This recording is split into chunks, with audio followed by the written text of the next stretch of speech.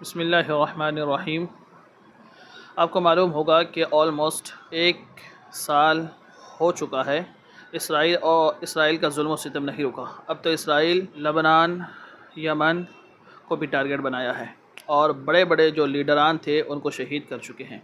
पहली मरतबा Saudi media ने इसराइल और फ़िलिस्तीन के ताल्लुक़ से हक़ बयानी की है, वो आप समाअत करें।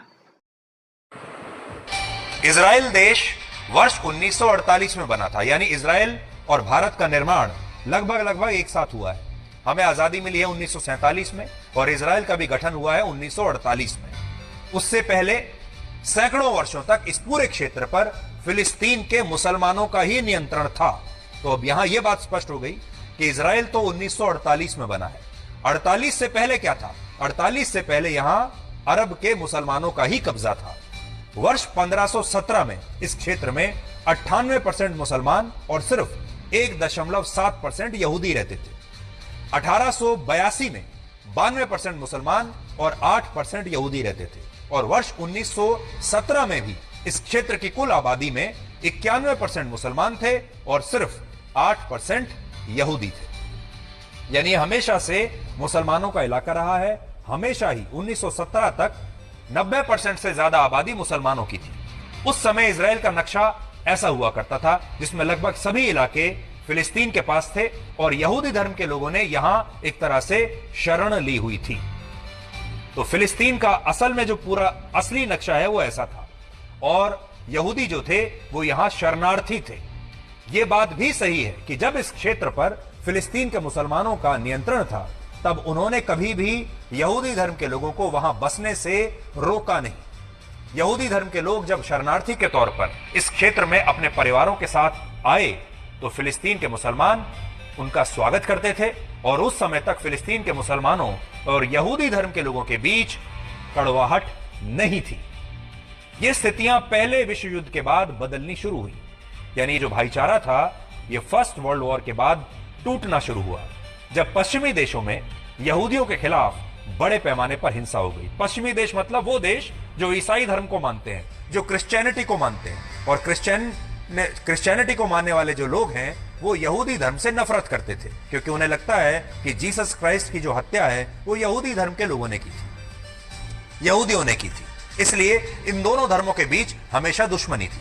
वर्ष 1917 में जहां फिलिस्तीन में यहूदियों की आबादी सिर्फ 8.1% थी, वही आबादी 1922 में 11% हो गई।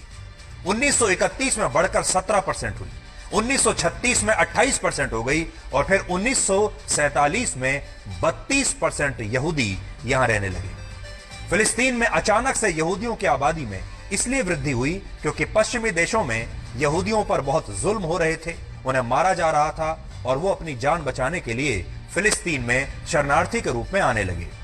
दूसरे विश्व युद्ध से पहले पश्चिमी देशों में 90 लाख यहूदी रहते थे, लेकिन जर्मनी के तानाशाह हिटलर ने इनमें से 60 लाख यहूदियों की हत्या करवा दी। यहूदी धर्म के लोग डरे हुए थे और उनका अपना कोई देश नहीं था जहां वो जा सके, इसलिए उन्होंने अपनी जान बचाने के लिए फिलिस्तीन लौटने का फैसला किया जिसे वो इजराइल कहते थे और इस काम में ब्रिटेन ने इन यहूदियों की मदद की।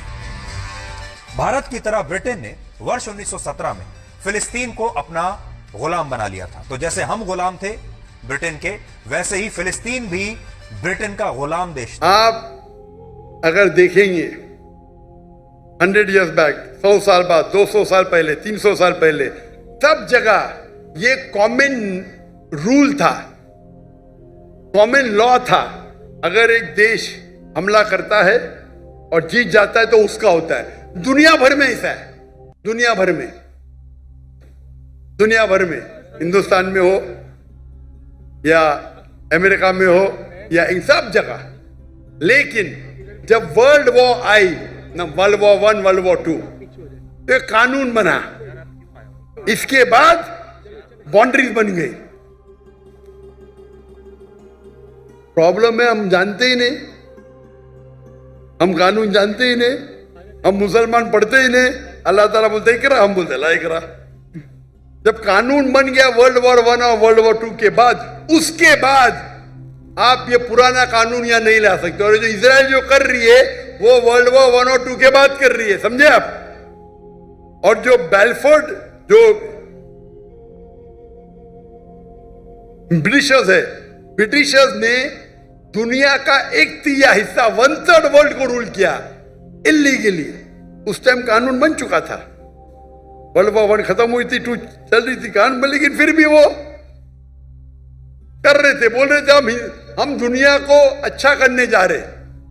इंडिया में हमारी इंडिया जब एक थी United India, east India company कायम की तिजारत करने के लिए, हमको लूटा, हिंदुस्तान को लूटा, हमारे लोग को हमारे खिलाफ, बाद में जब जाते जाते देश का बंटवारा किया। उसी टाइम आप देखेंगे पैलेस्टाइन, जो यहूद तो बहुत कम थे, बहुत कम थे, और उनकी लैंड भी कुछ नहीं, few % की थी, देखेंगे तो मैम। वो जाते जाते उन्हें यहूद को दे दिए। अरे उनके था ही नहीं तो कैसा दे सकते, चोरी किए फिर दे रहे कैसा। उस टाइम भी बहुत कम था, लगता है 11% थे। वो बढ़ते बढ़ते बढ़ते अभी तो 90% हो गए। तो तुम्हारे इथियोपियन फ्रेंड को बोलो, तुम जानते ही नहीं इंटरनेशनल रूल भाई। पहले पासपोर्ट भी नहीं था, अभी पासपोर्ट है, पहले वीजा नहीं था, अभी वीजा है। यकीनन आपने पूरा समाअत कर लिया। आपको मालूम हो गया होगा कि फ़िलिस्तीन हक़ पर हैं और इसराइल नाहक़ पर है। अकल गाज़ी ने एक कोटेशन कहा था कि अपने दुश्मन को पत्थर रखने की भी जगह मत दो, एक वक्त आएगा कि वो पूरा शहर लेने की कोशिश करेगा।